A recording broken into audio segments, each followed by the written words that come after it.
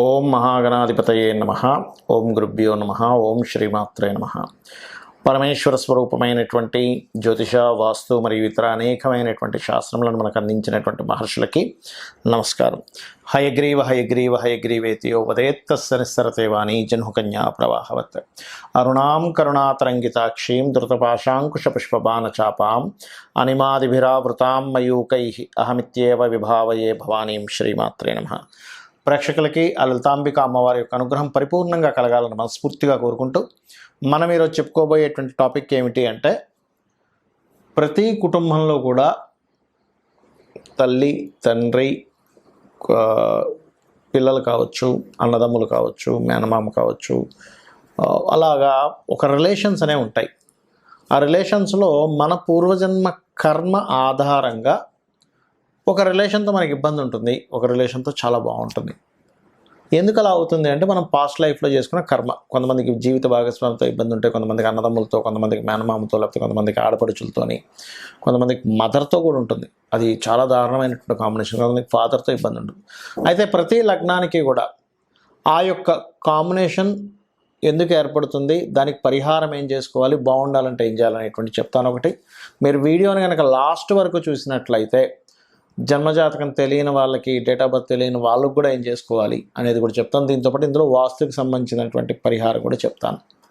మిథున లగ్నము, మిథున రాశి. మిథున లగ్నం వారికి స్పెసిఫిక్గా మనం చెప్పేది ఒకటే, వీళ్ళకి తెలివితేటలు అద్భుతంగా ఉంటాయి.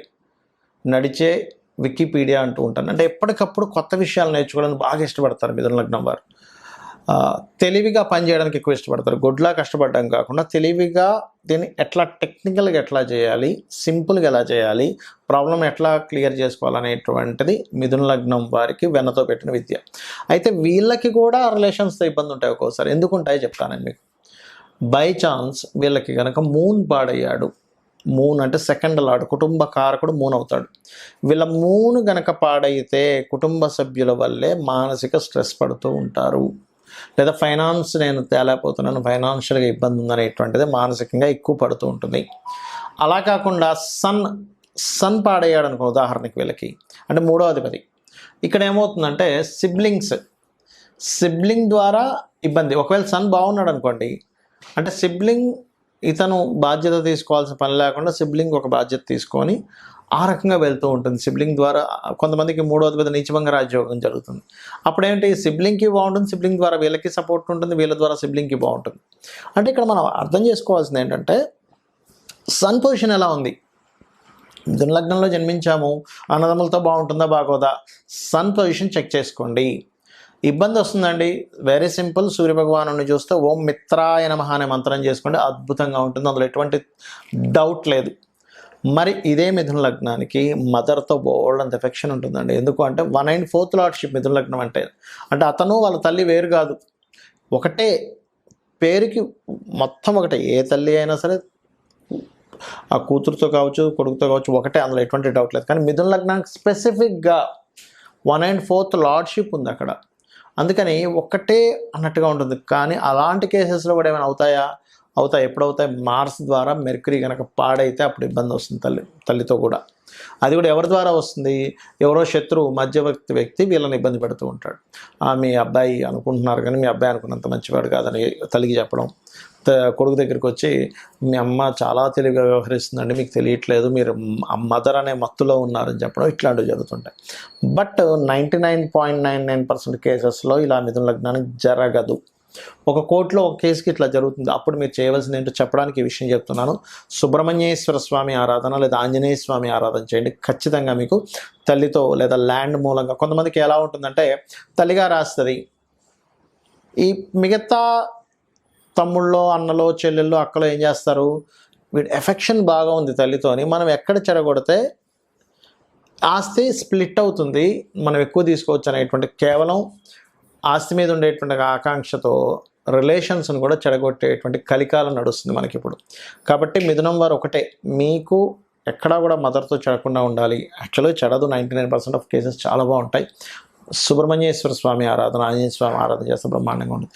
మరి ఇక్కడ అత్తగారితో కానీ మామయ్య వరుస వాళ్ళతో కానీ ఇబ్బంది వస్తుంది అంటే ఇట్స్ వెరీ క్లియర్, కుజుడు పాడయ్యాడు, మామయ్య వరుస వాళ్ళతో వస్తుంది ఇబ్బంది అంటే గురువు పాడవుతాడు, అత్తగారితో ఇబ్బంది ఉందంటే. ఎందుకంటే చాలామందితో అత్తగారితో ఇబ్బంది వస్తూ ఉంటుంది. అలా కాకుండా ఒక్కొక్కసారి ఏమవుతుంటుందంటే ఆడపడుచుతో ఇబ్బంది వస్తుంటుంది. అట్లాంటి సందర్భంలో ప్రత్యేకంగా ఆ యొక్క అన్న అంటే భర్త యొక్క అన్న కానీ లేకపోతే భార్య యొక్క అన్న కానీ అక్క కానీ అయితే కనుక వెరీ క్లియర్లీ శని భగవానుడిని చూసుకోవాలి. మిథునం వారు చూడ్డానికి శని శుభుడు అన్నట్టు అనిపిస్తుంది, బట్ ఆ శని భగవానుడు కనుక పాడయ్యాడా ఆడపడుచుతో ఇబ్బంది అనేటువంటిది వస్తుంది. శని లేదా శుక్రుడు పాడైతే వీళ్ళకి పర్టికులర్గా ఈ యొక్క మిథున లగ్నం వారికి మరి అప్పుడు ఏం చేయాలి? వెంకటేశ్వర స్వామి ఆరాధన, గోవుకి బెల్లం తినిపించడము లేదా తీపి చపాతీలు తినిపించడం చేసినట్లయితే ఖచ్చితంగా బాగుంటుంది.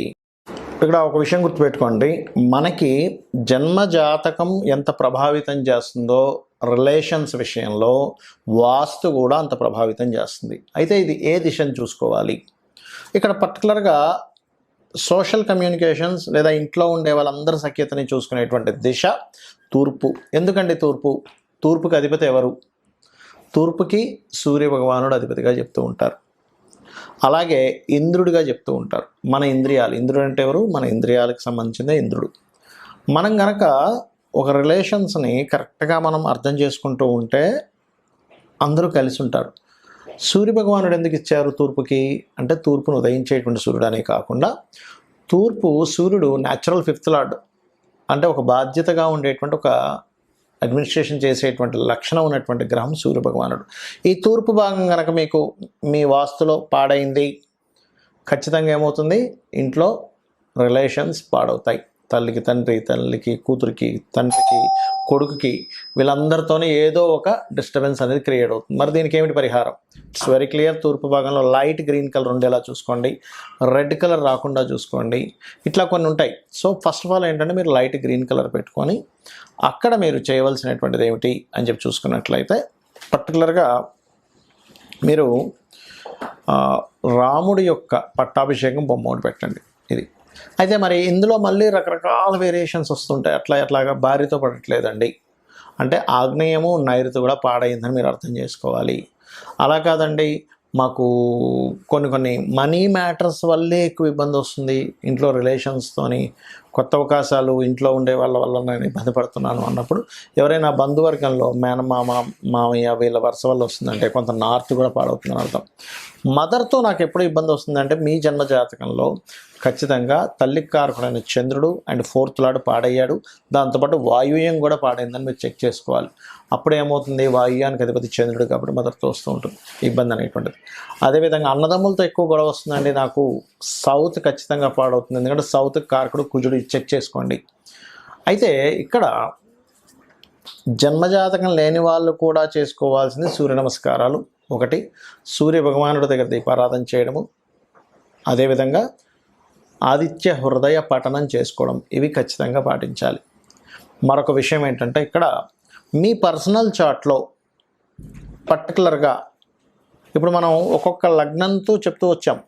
సో మీ పర్సనల్ చార్ట్లో పర్టికులర్ లగ్నానికి ఆ యొక్క కారకుడు దేని ద్వారా కంబస్ట్ అయ్యాడు, దేని ద్వారా సపోర్ట్ అయ్యాడు అనేటువంటి దాన్ని ఫస్ట్ ఆఫ్ ఆల్ మీరు చూసుకోవాలి.